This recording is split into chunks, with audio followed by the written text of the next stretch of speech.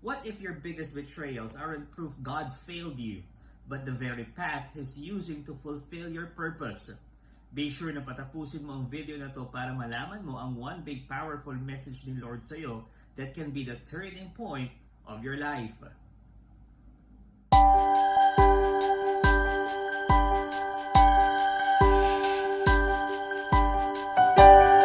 Hi, my name is Brother Bars Gumipo and welcome to Today's Word in Today's World, wherein we unpack the daily liturgical readings and discover their connections sa bawat isa at yung relevance nila sa buhay natin. Today is March 31, 2026, Holy Tuesday. And our first reading is from Isaiah chapter 49 verses 1 to 6. I encourage you to read it first.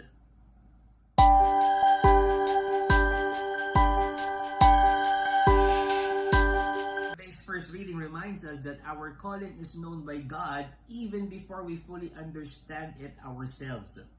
The servant speaks of being formed and named by God from the womb. Isang napakagandang assurance na ang buhay natin ay hindi aksidente lang, bagkos ay dinisign ng Diyos na may purpose. Yet, there is also a moment of discouragement. Sabi doon sa reading, I have labored in vain, which echoes our own experiences when our efforts seem unrecognized or fruitless.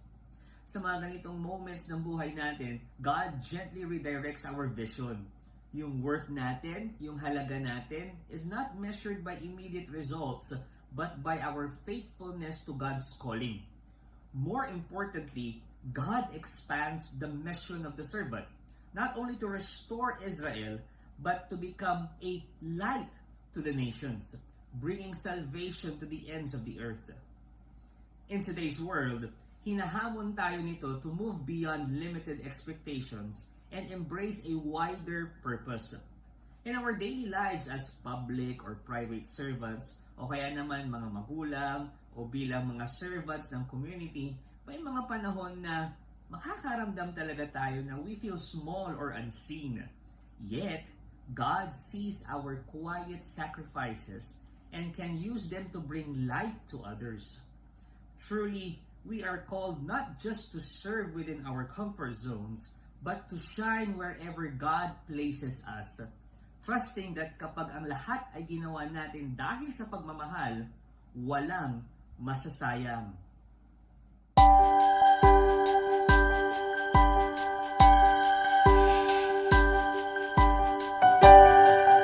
Thank you for staying. Please stay hanggang sa dulo ng video na to para malaman ninyo ang connection ng first reading natin at ng gospel reading natin.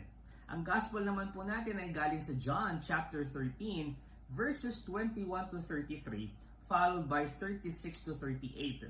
I encourage you to open your Bible and read it.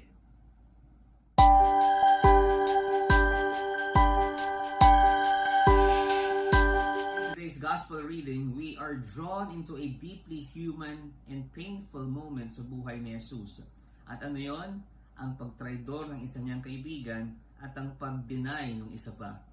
Si Jesus, alam niya ang mangyayari, pero hindi siya tumalikod dito. Bagkos, nagpatuloy siyang magmahal hanggang sa dulo. Si Judas, nagtraidor. Si Pedro, nag-deny dahil sa takot. Itong dalawang responses na yan reflects our own struggles. At ano yon? May mga pagkakataon na we turn away from Jesus through deliberate choices. At minsan din, we fail Him in moments of weakness. Pero ano ang mas na-highlight? Hindi yung kahinaan natin, kundi yung walang sawang pagmamahal ni Jesus sa atin. Even in betrayal and denial, Jesus remains faithful to His mission and to those He loves. In today's world, we can relate this to how relationships are often tested. Loyalty can waver, and fear can silence our conviction. Still, Jesus teaches us that failure is not the end. It is an invitation to return, to repent, and to love more deeply. Tulad ni Peter, pwedeng madapa ulit tayo, pero binibigyan tayo ng Diyos ng grasya para bumangon muli. In a world where trust is fragile, may we choose to remain with Christ, not just in words, but in courage and fidelity, trusting that His love is greater than our weaknesses.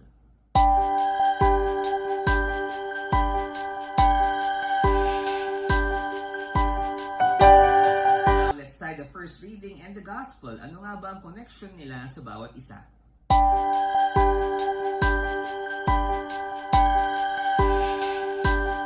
The first reading is from Isaiah chapter 49 verses 1 to 6. It reveals the servant called and chosen by God to bring light, restoration, and salvation to all, even in the face of rejection.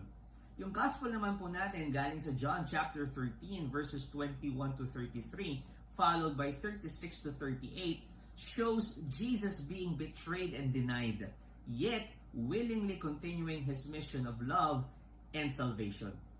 Pag pinagtahi po natin yung dalawang yan, our liturgical readings for today tells us that Jesus is God's chosen servant that fulfills his mission of saving and restoring others, even through betrayal, rejection, and personal cost.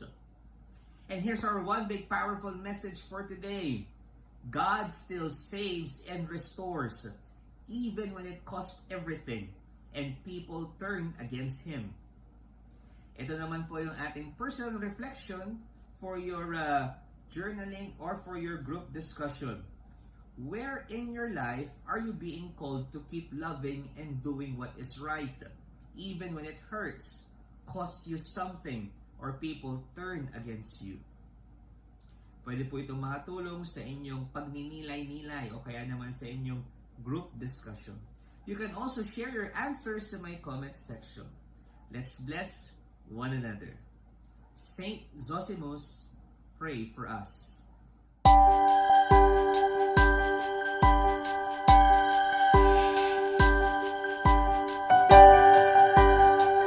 Friends, if you're blessed by this episode, can I ask a favor? Okay lang po ba na kayo po ay maging partner ko sa pag-share ng mensaheng ito? Please share this to your loved ones and friends. Pwede nyo isend ito via private message o kaya naman i-post nyo po ito sa inyong mga social media accounts.